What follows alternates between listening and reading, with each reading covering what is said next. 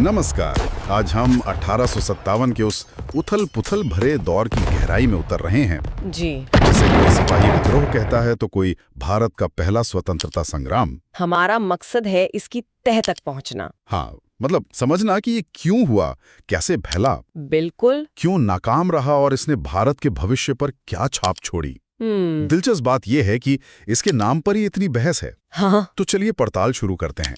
आखिर कैसे मेरठ की एक चिंगारी ने देखते ही देखते उत्तर और मध्य भारत के बड़े हिस्से को अपनी चपेट में ले लिया और ब्रिटिश राज की जड़ों को हिलाकर रख दिया। हाँ, स्रोत बताते हैं कि ये अचानक नहीं हुआ। मतलब ऐसा नहीं कि बस एक दिन सब भड़क उठे। नहीं, बिल्कुल नहीं। ये दशकों से सुलग रहे गुस्से का नतीजा था। हाँ। चर्बी वाले कारतूस तो बस वो आखिरी क्या कहते हैं तिनका थे। असली वजह बहुत गहरी थी। राजनीतिक, आर्थिक, सामाजिक, धार्मिक, सैनिक, हर तरफ असंतोष का मतलब बारूद जमा हो रहा था। सही। अंग्रेजों की नीतियां लगातार भारतीय समाज के अलग अलग वर्गों को चोट पहुंचा रही थी। राजनीतिक मोर्चे पर अगर देखें तो लॉर्ड डलहौजी की वो व्यापकता का सिद्धांत, डॉक्ट्रिन ऑफ लैप्स जिसे कहते हैं, हाँ, वो तो बहुत बड़ा कारण थी। जिसके तहत अगर किसी शासक का अपना पुरुष वारिस नहीं तो उसका राज्य सीधे अंग्रेजों के कब्जे में। बिल्कुल। झांसी, सतारा, नागपुर, कितने ही राज्य थे जो ऐसे हड़प लिए गए। और अवध को तो कुशासन का बहाना बनाकर मिला लिया। हाँ, वो भी। तो इन विलयों ने शासक वर्ग को तो नाराज किया ही होगा, जाहिर है। हाँ, साथ ही उन रियासतों से जुड़े लाखों लोग, सैनिक, दरबारी, कारीगर, वो सब बेरोजगार हो गए, असुरक्षित महसूस करने लगे। फिर नाना साहब की पेंशन बंद कर दी गई। मुगल बादशाह बहादुर शाह जफर का अपमान हुआ। उन्हें लाल किला खाली करने को कहा गया, सिक्कों से नाम हटा दिया गया। उनका अपमान नहीं था, ये उस पूरी व्यवस्था से जुड़े लोगों और उनकी पहचान पर हमला था। मतलब एक तरह से उनकी पूरी दुनिया ही उजड़ रही थी। और आर्थिक स्तर पर ब्रिटिश नीतियों का असर तो आम आदमी पर भी पड़ रहा था, जाहिर है। अरे बुरे तरह पड़ रहा था। अंग्रेजों ने भारत को अपने उद्योगों के लिए मतलब कच्चे माल का स्रोत बना दिया और अपने तैयार माल का बाजार। बिल्कुल। तो नतीजा क्या हुआ? भारतीय हस्तशिल्प, कपड़ा उद्योग, ये सब तबाह हो गए। कारीगर, बुनकर सब कंगाल हो गए। और किसानों पर लगान का बोझ इतना ज्यादा था कि उनकी तो जैसे कमर ही टूट गई। जमीनें साहूकारों के हाथ में जा रही थी। ये आर्थिक निचोड़ कई दशकों से चल रहा था और इसने ग्रामीण भारत में जबरदस्त गुस्सा भर दिया था। प्लासी के बाद से ही असंतोष पनप रहा था। फिर सामाजिक और धार्मिक कारण भी थे। अंग्रेजों ने सती प्रथा खत्म की, विधवा पुनर्विवाह को कानूनी मान्यता दी, और वो 1850 का धार्मिक अधिनियम, जिससे धर्म बदलने पर भी पैतृक संपत्ति का अधिकार बना रहता था। हाँ, तो क्या इन सुधारों को, जो शायद अच्छे इरादे से किए गए हों, उनको भी परंपरा पर हमले की तरह देखा गया? बिल्कुल देखा गया। कई भारतीयों को, खासकर जो रूढ़िवादी तबका था, उनको लगा कि अंग्रेज जानबूझकर उनके धर्म और रीति रिवाजों में दखल दे रहे हैं। ऊपर से ईसाई मिशनरियों को धर्म प्रचार की खुली छूट। तो इससे ये डर फैला कि अंग्रेज सबको ईसाई बनाना चाहते हैं। अच्छा। अपनी संस्कृति, अपना धर्म, वो खतरे में है। ये भावना भी लोगों को अंग्रेजों के खिलाफ खड़ा कर रही थी। और सेना के भीतर वहां भी तो असंतोष था। भारतीय सिपाहियों की अपनी शिकायतें थी। हाँ, बहुत सी शिकायतें थीं। उन्हें कम वेतन मिलता था, तरक्की के मौके ना के बराबर। उनके साथ नस्लीय भेदभाव होता था। फिर 1856 में वो जनरल सर्विस एनलिस्टमेंट एक्ट आया। हाँ, जिसके तहत उन्हें समुद्र पार जाकर लड़ने के लिए भेजा जा सकता था। जी, जो कई सैनिकों के लिए मतलब जाति भ्रष्ट होने जैसा था। उनकी मुफ्त डाक सुविधा भी छीन ली गई। अच्छा। तो वो सिपाही जो ब्रिटिश साम्राज्य की रीढ़ थे, उन्हें लग रहा था कि भाई हमारा इस्तेमाल तो हो रहा है, लेकिन हमें सम्मान नहीं मिल रहा। तो ये सारा असंतोष मतलब राजनीतिक, आर्थिक, सामाजिक, धार्मिक, सैनिक, ये सब सुलग रहा था अंदर ही अंदर। हाँ बिल्कुल, एक तरह से ज्वालामुखी तैयार था। और फिर आई वो चिंगारी, एनफील्ड राइफल और उसके कारतूसों की कहानी। वही चिंगारी जिसने आग लगा दी। अफवाह फैली कि इन नए कारतूसों पर गाय और सुअर की चर्बी लगी है। और राइफल लोड करने के लिए कारतूस को मुंह से काटना पड़ता था। हाँ, तो ये हिंदू और मुसलमान दोनों सैनिकों की धार्मिक भावनाओं पर सीधा हमला था।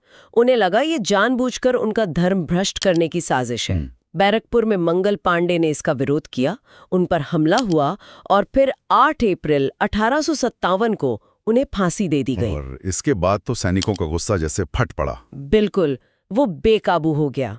और फिर 10 मई 1857 को मेरठ में विद्रोह भड़क उठा। सैनिकों ने जेल तोड़ी, अंग्रेज अफसरों को मारा। और दिल्ली की तरफ कूच कर दिया। हाँ, अच्छा, स्रोत में अंबाला का भी जिक्र है कि वहां शायद 9 घंटे पहले कुछ हुआ था। हाँ, ये क्या मामला है? ये एक दिलचस्प नुक्ता है। कुछ रिपोर्ट्स कहती हैं कि अंबाला में 10 मई को सुबह ही कुछ घटनाएं हुई थी, विद्रोह जैसी, लेकिन उन्हें शायद फौरन दबा दिया गया। अच्छा, हो सकता है कोई बड़ी मतलब समन्वित योजना रही हो जो शायद समय से पहले खुल गई या ठीक से लागू नहीं हो पाई। मेरठ इसलिए निर्णायक साबित हुआ क्योंकि वहां के विद्रोही कामयाब हुए और दिल्ली पहुंचने में सफल रहे।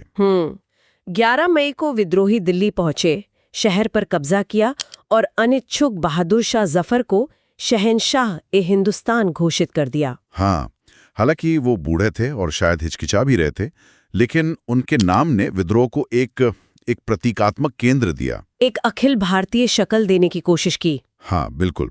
और दिल्ली पर कब्जे की खबर फैलते ही कानपुर, लखनऊ, झांसी, बरेली, बिहार के जगदीशपुर जैसे कई इलाकों में विद्रोह की आग तेजी से फैली। तो अब ये सिर्फ सिपाहियों का विद्रोह नहीं रहा। नहीं, बिल्कुल नहीं। इसमें आम लोग, किसान, जमींदार और वो शासक जिन्हें हटा दिया गया था, वो भी शामिल होने लगे। और हर जगह स्थानीय नेता उभरे। कानपुर में नाना साहब और उनके बहादुर सेनापति तात्या टोपे जी, झांसी में रानी लक्ष्मीबाई, लखनऊ में बेगम हजरत महल, बिहार में वो 80 साल के दिलेर कुंवर सिंह, क्या गजब के योद्धा थे वो। हाँ, और बरेली में मौलवी अहमदुल्ला शाह। इन सब ने अपने अपने इलाकों में जबरदस्त वीरता दिखाई। रानी लक्ष्मीबाई की बहादुरी तो मतलब किंवदंती बन गई। बिल्कुल। तात्या टोपे ने गुरिल्ला युद्ध से अंग्रेजों को खूब छकाया। बेगम हजरत महल ने लखनऊ में लंबा प्रतिरोध किया। कुंवर सिंह ने बुढ़ापे में भी गजब का शौर्य दिखाया। लेकिन ये प्रतिरोध शायद बिखरा हुआ था। हाँ, ये एक समस्या थी। अंग्रेजों ने भी फिर सर कॉलिन कैम्पबेल, ह्यू रोज जैसे अनुभवी जनरलों को मैदान में उतारा। लेकिन क्या ये विद्रोह पूरे भारत में फैला था? स्रोत तो यही बताते हैं कि दक्षिण और पश्चिम भारत काफी हद तक शांत रहे। हाँ, और ये इस विद्रोह की एक बहुत बड़ी कमजोरी थी। शायद इसकी विफलता का एक मुख्य कारण भी यही था। अच्छा। बॉम्बे और मद्रास प्रेसिडेंसीज की सेनाएं वफादार रहीं। कई बड़ी रियासतें जैसे हैदराबाद, ग्वालियर, इंदौर और पंजाब के सिख शासक, हाँ, उन्होंने न सिर्फ हिस्सा नहीं लिया बल्कि अंग्रेजों की मदद की। सिखों का मुगलों से पुराना बैर था, तो वो मुगल बादशाह की वापसी के पक्ष में नहीं थे। तो इस सीमित फैलाव ने अंग्रेजों को इसे मतलब टुकड़ों टुकड़ों में कुचलने का मौका दे दिया। बिल्कुल, उन्हें आसानी हो गई। अंग्रेजों ने इसे दबाया कैसे? जाहिर है सैन्य ताकत का इस्तेमाल तो हुआ ही होगा। हाँ, सैन्य ताकत का इस्तेमाल हुआ और बेइंतहा क्रूरता के साथ। लेकिन सिर्फ अपनी ताकत से नहीं। अंग्रेजों की एक सफल रणनीति थी भारतीयों को ही भारतीयों के खिलाफ इस्तेमाल करना। अच्छा। जैसा हमने कहा, कई राजे रजवाड़े और जमींदार उनके साथ थे। गोरखा और सिख रेजिमेंटों ने विद्रोह को दबाने में अहम भूमिका निभाई। तो यहीं से वो फूट डालो और राज करो की नीति और पुख्ता हुई। बिल्कुल, यहीं से वो उनकी औपचारिक नीति बन गई एक तरह से। और दमन की क्रूरता, उसके बारे में क्या कहा गया है? वो भरावा थी। हजारों विद्रोहियों और यहाँ तक कि आम नागरिकों को बिना मुकदमे के फांसी दी गई, पेड़ों से लटका दिया गया। बाप रे। कई विद्रोहियों को तोपों के मुंह से बांधकर उड़ाया गया, दहशत फैलाने के लिए। सिर्फ दहशत फैलाने के लिए? हाँ, दिल्ली पर दोबारा कब्जे के बाद अंग्रेजी सेना ने भयानक कत्लेआम और लूटपाट मचाई। इलाहाबाद और कानपुर जैसे शहरों में जनरल नील जैसे अफसरों ने निर्दोषों तक को नहीं बख्शा। ये बर्बरता विद्रोह के बाद भी काफी समय तक जारी रही, ताकि भविष्य में कोई सिर उठाने की हिम्मत ना करे। तो फिर ये क्रांति या विद्रोह जो भी कहें, आखिर नाकाम क्यों हुआ? नेतृत्व की कमी तो एक बड़ा कारण लगता है। हाँ, निश्चित रूप से। कोई एक मजबूत केंद्रीय नेतृत्व नहीं था जो पूरे आंदोलन को दिशा दे सके। बहादुर शाह जफर तो सिर्फ नाम के नेता थे। हाँ, बिल्कुल। और क्षेत्रीय नेता जैसे रानी लक्ष्मीबाई, नाना साहब, कुंवर सिंह, बहादुर तो बहुत थे, पर वे ज्यादातर अपने अपने इलाकों के लिए लड़ रहे थे। उनमें आपसी तालमेल की कमी थी। हाँ, एक साझा रणनीति का अभाव था। अंग्रेजों की तरह उनके पास कोई एकीकृत कमान नहीं थी। और संसाधनों की भी कमी रही होगी, हथियारों की, रसद की। बिल्कुल। विद्रोहियों के पास अंग्रेजों जैसे आधुनिक हथियार, गोला बारूद कहाँ थे? वो ज्यादातर तलवारों, भालों और पुरानी बंदूकों से लड़ रहे थे। और अंग्रेजों के पास? उनके पास बेहतर हथियार तो थे ही, साथ में रेलवे और टेलीग्राफ जैसे संचार और परिवहन के आधुनिक साधन भी थे। हाँ, इससे वो तेजी से सेना और खबरें भेज सकते थे। बिल्कुल। विद्रोही इस मामले में बहुत पीछे थे। और जैसे हमने पहले भी कहा, पूरे देश का और समाज के सभी वर्गों का साथ नहीं मिला। हाँ, ये भी एक बहुत अहम कारण था।